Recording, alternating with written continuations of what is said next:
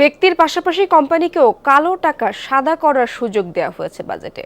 এর মধ্য দিয়ে সৎ ব্যবসায়ীদেরও অনৈতিকতায় উৎসাহিত করা হচ্ছে বলে মন্তব্য বিশ্লেষকদের।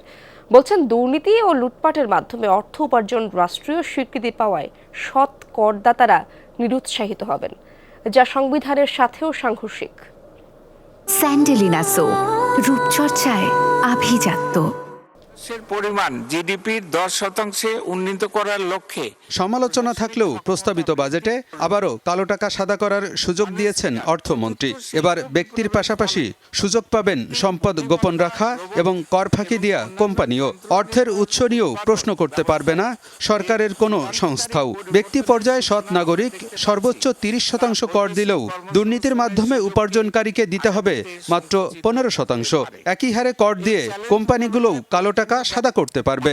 আগে জরিমানার বিধান থাকলেও এবার তাও তুলে নেওয়া হয়েছে প্রস্তাবিত বাজেটে, যা কোনোভাবেই গ্রহণযোগ্য নয় বলে মনে করেন বিশ্লেষকরা। এতে করে লোকের কালো টাকা উপার্জন করাটাকে উৎসাহিত করা হবে।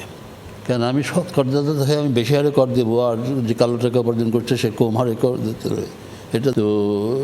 এটা তো নৈতিকভাবেও এটা গ্রহণযোগ্য না, এবং অর্থনৈতিক দিক থেকেও এটার কোনো যৌক্তিকতা আছে বলে আমার কাছে মনে হয় না। বার্তাটা হচ্ছে যে তোমরা কোম্পানি হও, ব্যক্তি হও, সারা বছর ব্যাপী অবৈধতার মাধ্যমে, অনিয়মের মাধ্যমে, দুর্নীতির মাধ্যমে অর্থ সম্পদ অর্জন করো, বছরের পর আমাদের কাছে আসবে জাতীয় রাজস্ব বোর্ড, তোমাদেরকে বৈধতা দিয়ে দিবে। অর্থাৎ একটা সীমাহীন লাইসেন্স দেওয়া হচ্ছে দুর্নীতিকে। এটা দুর্নীতি পরায়ণ সিদ্ধান্ত, যা সংবিধানের সাথে সাংঘর্ষিক।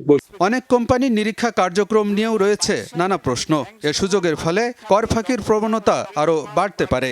এর মাধ্যমে অসাধু ব্যবসায়ীদেরকে আইনি বৈধতা দেয়া হচ্ছে বলেও মত বিশ্লেষকদের।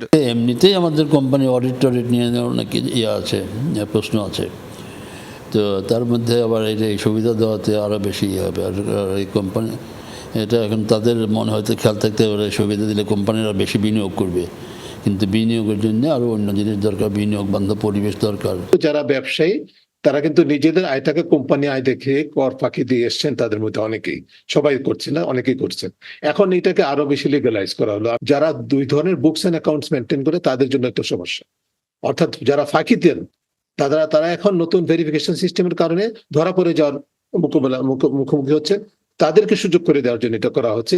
বিশ্লেষকদের দাবি, এক শ্রেণীর অসাধু ব্যবসায়ীরা তাদের অনুকূলে নীতি নির্ধারণে পরোক্ষভাবে ভূমিকা রাখছে। তাহলে আমাদের রাষ্ট্র কাঠামো এখন এমন একটা শ্রেণীর হাতে জিম্মি, যারা হচ্ছে যে অনিয়মের মাধ্যমে, ব্যবসা বাণিজ্য করার মাধ্যমে, কর ফাঁকি দেওয়ার মাধ্যমে, ব্যাংক লুটের মাধ্যমে, ঋণ খেলাপির মাধ্যমে, জালিয়াতির মাধ্যমে, অর্থ পাচারের মাধ্যমে রাষ্ট্রকে জিম্মি করে রেখেছে। বিনা প্রশ্নে কালো টাকা সাদা করার সুযোগ দিয়ে দুর্নীতি রোধে সংবিধান, প্রতিষ্ঠান এবং সংস্থাকে প্রশ্নবিদ্ধ করা হচ্ছে বলেও মনে করে টিআইবি। অন্য যে কোনো সংস্থা বলি, বিএফআই বলি, সবাই ভিত্তিহীন, সবার কোনো বলো যে অকার্যকর, এবং সকল আইনগুলো ভিত্তিহীন হয়ে গেল।